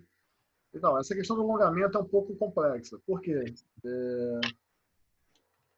Já está sendo muito falado, foi muito descrito já que, lógico, tudo depende, né? Depende de como vai ser feito o alongamento. Então, aquele alongamentozinho que você faz estático, aqui 20 segundinhos e para, isso não traz nenhum prejuízo, mas também não traz nenhum benefício para o atleta, seja na hora de ele fazer o treino ou na hora de ele treinar força, isso não traz benefício nem traz prejuízo. É mais uma forma de relaxamento ou faz parte, né? o futebol tem muito isso, faz parte do psicológico, faz parte do meio, né? Já está intrínseco no meio você fazer esse tipo de alongamento. Mas quando a gente treina a flexibilidade, esses treinos de flexibilidade, normalmente eles ocorrem, tem que ocorrer antes, né? Lá na pré-temporada, e com tempo para fazer isso, porque é um desgaste muito grande da musculatura, né? E do atleta em si, em termos de fadiga. O treino de flexibilidade ele é muito intenso. Então, quando você vai treinar a flexibilidade, você faz uma coisa muito intensa, entra como um treino muito pesado, e você tem que saber dosar quando que você vai incluir isso aí. E, normalmente, durante a temporada, não é incluso isso aí, porque a gente tem que reservar a energia do atleta para utilizar em outras questões. Então, a gente pode começar com treinos de flexibilidade, mobilidade e estabilidade um pouco mais forte na pré-temporada, se você tiver tempo para fazer isso. E depois você tenta manter essa flexibilidade, essa mobilidade, essa estabilidade com treinos curtos durante os dias, pré-treino, pré-jogo, essas coisas assim. Mas não vão ser treinos desgastantes. Não podem ser treinos desgastantes, porque a gente não pode pegar aí o atleta e parar ele para treinar flexibilidade de forma desgastante e que vai trazer danos musculares. O treino puxado traz danos musculares, traz cansaço, traz estresse para o atleta durante um momento que ele precisava, na verdade, treinar velocidade, potência, precisava de jogar. Então, a gente minimiza esses efeitos de treino de flexibilidade, a gente coloca muito mais o alongamento dinâmico, treino de mobilidade e estabilidade de core, essas coisas assim, para que esses treinos sejam feitos de forma um pouco mais curta, mais intensa, mas que não traga malefícios para o treino dele. Se treinar a flexibilidade de forma intensa, que é a forma que deve ser treinado, ele não vai conseguir treinar e vai perder energia, vai perder treino para poder se recuperar desse treino de flexibilidade. Professor Marco Aurélio, o senhor quer fazer algum comentário? Não. Não, Afonso, eu estou assistindo aqui, estou vendo uma opção de informações que estão fora da minha área de conhecimento, né? Mas que muitas delas você pode fazer um paralelo com a lógica, né? E ver que é algo que se espera mesmo, né? Essa questão aí das fáscias, das dores, né? As fáscias são usadas hoje em processos anestésicos, né? Em anestesia regional, você faz a anestesia justamente usando fáscias. Você infiltra aquele espaço que tem entre as fáscias, né? E faz circular o anestésico entre as fáscias, e com isso você consegue um resultado muito melhor de anestesia. Então, o papel das fáscias é importantíssimo mesmo nessa questão da dor, produção da dor. Não tinha a menor ideia disso, professor Marco Aurélio, de que se fazia anestesia dessa maneira, tá vendo? Como as peças vão se encaixando, né? Como a Aline falou, né? Cada um na sua área de conhecimento. Muito bom, não sabia disso não. Aí já é a contribuição do Lucas, anestesista, filho dele, que vai nos trazendo essas informações também. Mais alguém quer fazer perguntas diretamente ao professor Pedro? Eu queria fazer um comentário, porque porque eu sou bailarina e é comum, assim, a gente faz uma aula de geralmente 1h30 e em aula em 40 minutos a gente faz um alongamento de 20 minutos de flexibilidade. E geralmente uma vez por mês tem um treino intenso de alongamento, flexibilidade, trabalhando força também. Aí eu perguntei porque eu queria saber se tem alguma forma de melhorar esse trabalho para aumentar o rendimento. Foi isso. Entendi. Muito obrigada. A especificidade, na verdade, Ana. Aí muda um pouquinho a especificidade. No caso de vocês, a necessidade de treino de flexibilidade é muito maior do que qualquer outro tipo de treino. E, assim, o balé é algo extremamente difícil. Quando a gente é mais novo, a gente fala jogando futebol, fala, tá jogando futebol, vai fazer balé. Cara, o balé é extremamente difícil e desgastante. Você trabalha com muita força, só que você não pode ganhar muita musculatura, aumentar o nível de musculatura porque você fica pesado. Você tem que trabalhar com muita força, potência e velocidade. Então, são treinos específicos, muito específicos, e com muita flexibilidade. O treino vai se resumir basicamente nisso aí, não sei se eu estou certo. E aí muda um pouquinho o padrão, de repente, de esporte coletivo. Esporte coletivo, eu diria para você que não tem nada a ver, mas nada a ver com o individual. O individual é extremamente desgastante, intenso e necessita de uma atenção muito maior, mas muito maior, em relação à especificidade do atleta, seja a flexibilidade do balé, seja a força daquele powerlift, do que o esporte coletivo. Se o cara não fizer e estiver acertando o gol, acertando a cesta, tá tudo bem, ótimo. No balé, se você não fizer, você vai ter prejuízo na sua execução e é você com você, não tem o que fazer. Então, você tem que fazer aquilo que realmente, de forma intensa, e tem que ser feito todo dia, não tem jeito. Muito obrigada. Nada. Mais alguém quer fazer alguma pergunta diretamente ao professor? Eu. Vai então, querida. Então, na verdade, a minha dúvida foi o seguinte: quando você falou que a primeira pergunta que você fez, agora eu esqueci o nome, mas eu vou explicar a situação, você vai entender.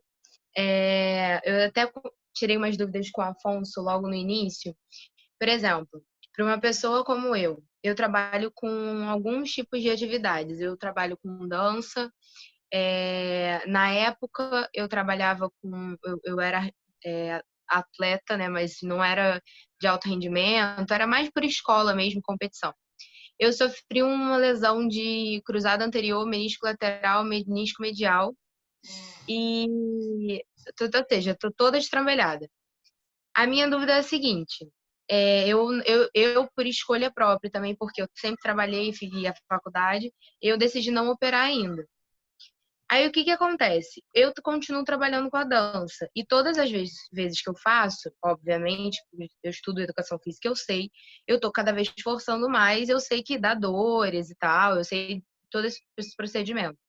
E aí, várias vezes, durante a sua palestra, eu percebi que você explicou, assim, como tratar tal pessoa que tem... Você falou mais dos atletas em si ou quando tem determinada coisa. Por exemplo, o meu problema é a rotação, porque na dança eu trabalho muito a rotação. A Ana estava falando, por exemplo, do balé. Eu não trato exatamente do balé, eu faço todas as outras danças, desde dança de salão até outros tipos de dança, e eu tenho muita rotação no que eu faço. E aí eu geralmente ou viro o joelho e volta para o lugar na mesma hora, ou eu sinto muitas dores, eu tenho que ficar com bolsa de gelo o tempo todo. Aí a minha ideia, na verdade, é o seguinte: eu sempre treinei, né, desde antes de machucar até agora. A minha dúvida é como eu trato esse caso, que é meu, no caso, mas também que eu sei que tem muita gente com esse problema. Eu, pelo menos, conheço tipo, umas 20 pessoas. E antes de finalizar minha pergunta, eu queria muito agradecer ao Afonso, porque eu sou fã número 1 do Afonso, mas por esse projeto que ele está programando, porque traz muito conhecimento para gente. E eu espero muito, muito, muito poder agregar, porque eu gosto muito de verdade sei lá, acho que do conhecimento que ele traz pra gente. Acho que é isso. Mas essa é a minha pergunta. Muito bom, querida. Pedro, dá uma palhinha sobre os joelhos bichados, né? Em quem não pode parar, né?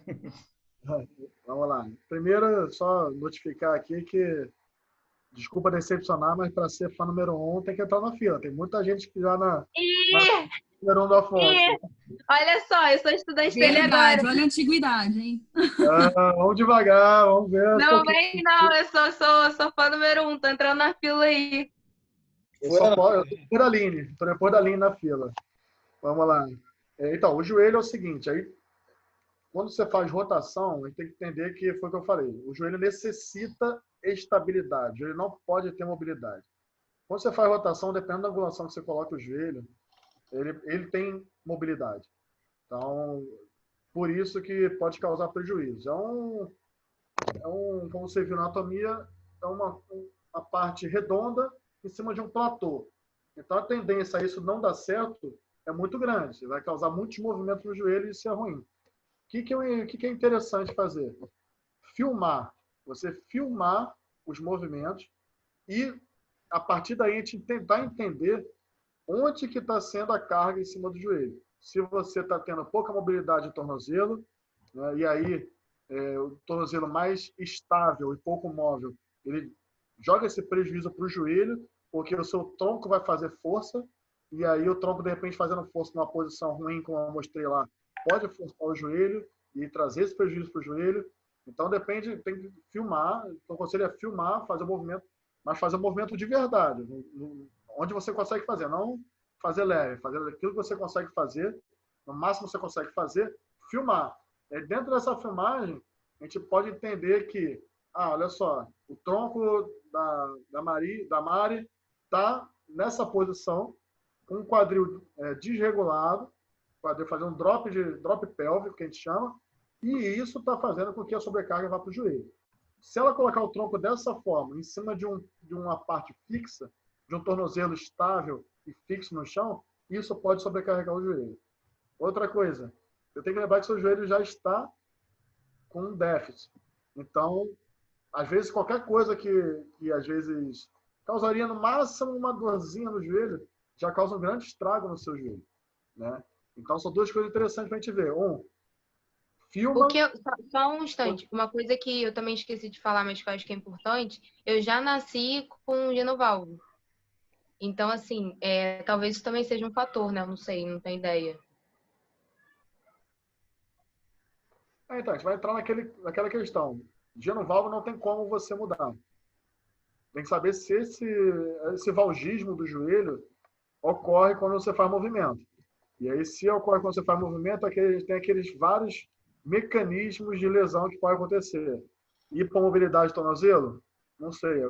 Posicionamento do tronco, você tem uma baixa estabilidade do tronco, né? Um controle motor do tronco, isso faz com que sobrecarregue as outras articulações. E se você tem um baixo controle do tronco e você joga para as outras articulações, se a articulação do quadril tiver bastante mobilidade e a do joelho tiver mobilidade também, não tiver estabilidade, sobrecarrega o joelho. Entendeu? Se o joelho tiver bastante estabilidade e o tornozelo não tiver mobilidade suficiente, sobrecarrega o tornozelo. Então, é interessante filmar e fazer uma análise da onde que você está jogando a carga. A gente fez, foi isso que eu fiz, aquela imagem que eu peguei foi de uma filmagem, né? Eu fui analisando, parei a filmagem, via que ponto que ele estava fazendo, certinho, estava na posição do corpo, porque a gente olhando rapidamente assim, a gente não percebe. Tem que parar para ver, é isso que eu só posso falar. Não tem como eu falar da parte clínica, aí tem que ser ortopedista, mas em termos de exercício, você filma o seu exercício e a gente tenta analisar, né, se puder filmar a câmera lenta melhor, analisar onde que pode estar ocorrendo esse tipo de sobrecarga. Se é tornozelo, se é quadril, se é a instabilidade, a falta de controle do motor do corpo, né, ou se é o joelho que está realmente muito fragilizado e ele mesmo está se tornando prejuízo, né, só filmando e analisando para ver, não tem como afirmar. São várias causas que sobrecarregam o joelho. Então, só analisando calmamente para a gente poder chegar nessa conclusão. Mas a ideia é essa, filma, vê se é tornozelo, se o tronco... Primeiro, se o tronco está na posição correta, aplicando a força. Normalmente, a tendência é essa. Você deixar um ponto fixo no tornozelo e aplicar força com o tronco sobrecarrega o joelho, causa essa rotação. Mas se não for isso, para procurar na filmagem outras coisas. Mas vamos supor que hoje eu chegue numa academia para começar a treinar. E aí eu falo isso tudo, o que eu com certeza não posso fazer, sabendo disso. Não pode fazer.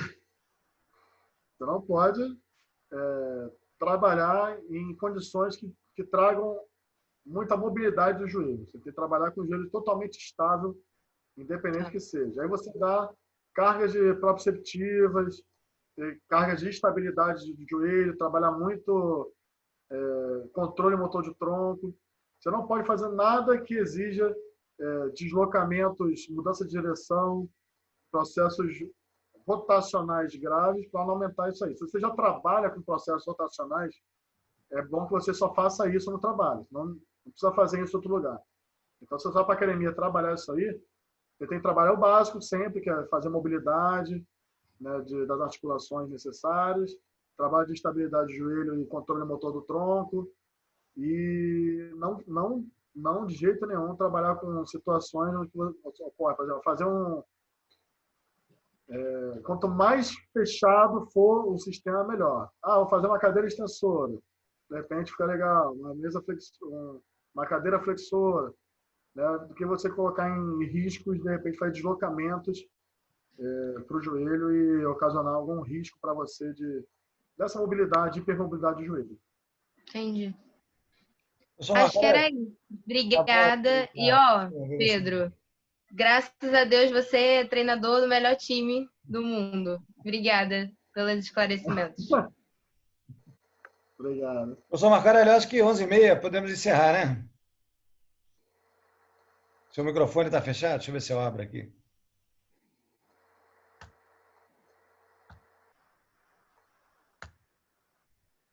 Seu microfone está fechado, tá, Marco? Acho que agora foi. Uma atividade gerando bastante discussão, né? Essa que é a vantagem dessa atividade, ter mais de um profissional presente, e com isso você pode ter diversas opiniões, e isso gera uma discussão muito boa no final. Muito bom, excelente, gostei muito. Eu gravei, então, como a gente... Eu quero comunicar a vocês isso, tá, pessoal? Eu estou gravando as apresentações. Se eu notar que isso se torna um mecanismo de desestímulo para a presença de vocês na hora da palestra, aí eu paro de fazer essas gravações. Se eu notar que vocês continuam assistindo, mesmo eu filmando, gravando e disponibilizando para vocês, obviamente eu vou continuar a fazer isso. Tá bem, queridos? Eu posso fazer uma pergunta, professor? Pode.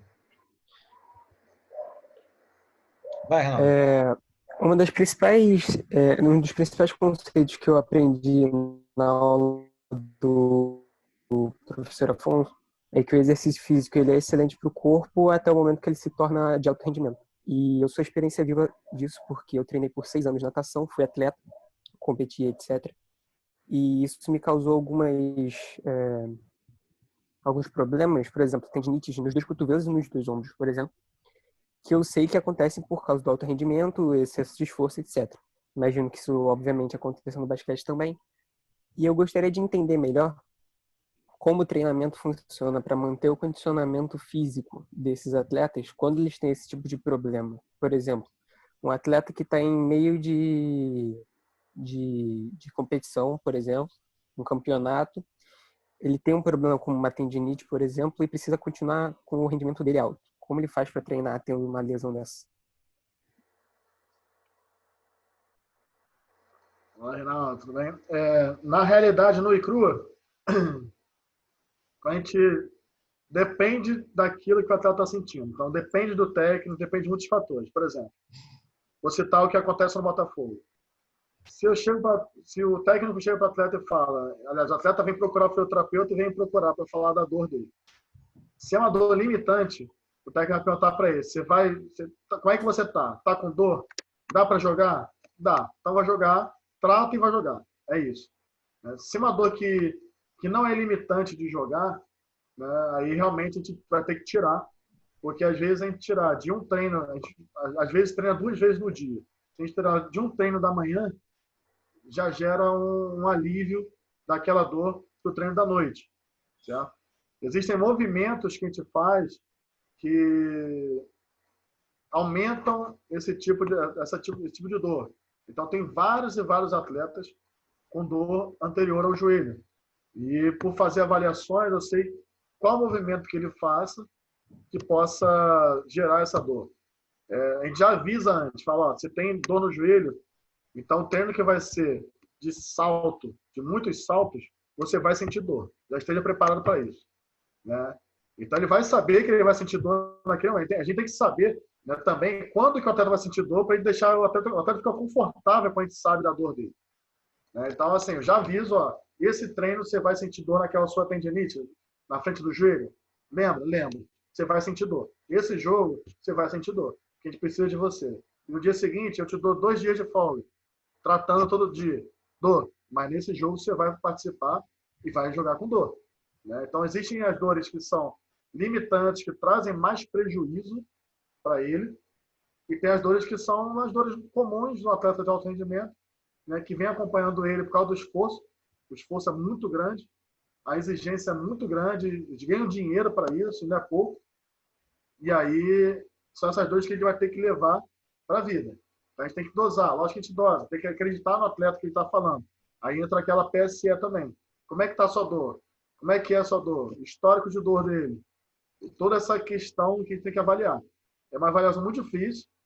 É uma briga dentro da comissão técnica. Às vezes a gente quer tirar o atleta, o técnico quer colocar, o técnico quer tirar, a gente fala que não tem nada, pode colocar. Essa discussão, essa briga, mas sempre prezando para aquilo que o atleta está sentindo, que ele que vai dizer para a gente. Isso é na nossa comissão técnica. Se o atleta fala, estou com muita dor, não dá para jogar, ele não vai jogar. Porque se a gente colocar ele para jogar, ele não vai jogar direito. Ele vai falar, estou com dor, não consegui jogar. Então é melhor ele não ficar ali disponível para jogo, se recuperar, ele se sentir bem para fazer o trabalho dele, do que a gente falar, vai e chegar na hora e não conseguir fazer. Como eu falei, o estresse psicológico também gera um mecanismo que possa causar mais lesão. Então, às vezes, ele vai ficar com aquele desfocado, não vai conseguir se concentrar nos movimentos que ele tem que fazer, vai fazer com medo, e aí pode ser que ele tenha uma outra lesão, né, porque ele não conseguiu lidar com aquela dor que ele está sentindo. Então, é bem complexo. A natação tem muito caso de... Eu trabalhei com natação no início, muito caso de dor de ombro, bursite, tendinite, outras coisas mais, impacto, dependendo do tipo de nada que você faça, dor lombar, dor de joelho, se for nada de peito, muita dor no joelho.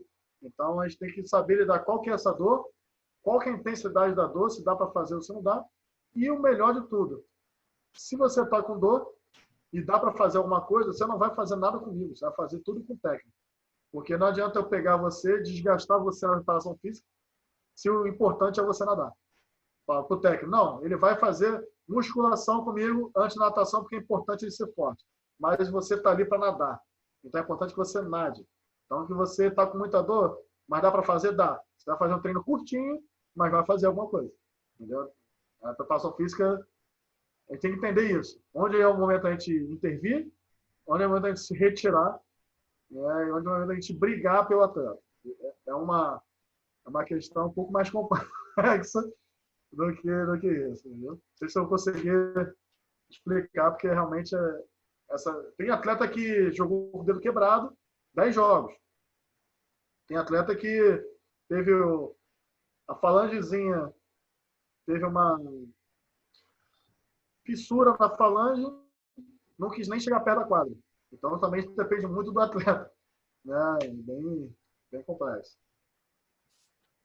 Mas a primeira coisa é a preparação física se ater a não dar estímulos, né? E se tiver que fazer pouca coisa, que faça na quadra, não faça comigo. Basicamente, independente da dor, a questão é treinar e continuar treinando, né? É o trabalho dele. Se der para treinar, se a dor for uma dor que a gente já conheça, pela avaliação, sabe que vai ser aquela dor, é uma dor que não vai trazer prejuízo para ele, e que ele consiga fazer os movimentos, né, que não vai aumentar muito essa dor, porque assim, se ele consegue lidar com aquela dor, muito atleta treina com dor no joelho, acaba treinando, bota o gelinho no joelho, no dia seguinte está pronto para treinar de novo. Então, se aquela dor não vai trazer mais prejuízo para ele, ele consiga treinar, ele vai treinar no limite dele. Vai treinar leve, vai treinar moderado, depende do que ele vai treinar. Eu não vou forçar ele, né, a treinar comigo só, ou treinar de uma forma mais intensa se ele estiver com dor. A preferência é ele fazer exercícios ligados ao basquete, por exemplo. A preferência é ele estar na água. Né? Então, assim, se ele está com um pouquinho de dor que não seja que prejudique mais ele, beleza, vai treinar, a gente trata antes, trata depois, trata de noite, madrugada, vai tratar. Né? Mas se for uma lesão limitante, que ele não se sinta seguro, que a gente acha que vai trazer mais prejuízo, que pode aumentar o nível de lesão dele, aí a gente tira do treino, porque é melhor a gente poupar ele 2 dias, por exemplo, de tratamento, do que a gente forçar, isso na minha comissão técnica, do que a gente forçar e ele piorar. Entendeu? Entendi. Tá certo. Obrigado. Vamos encerrar então, né, professor Marco? Acho que tá bom. Acho que tá ótimo. Foi uma excelente discussão.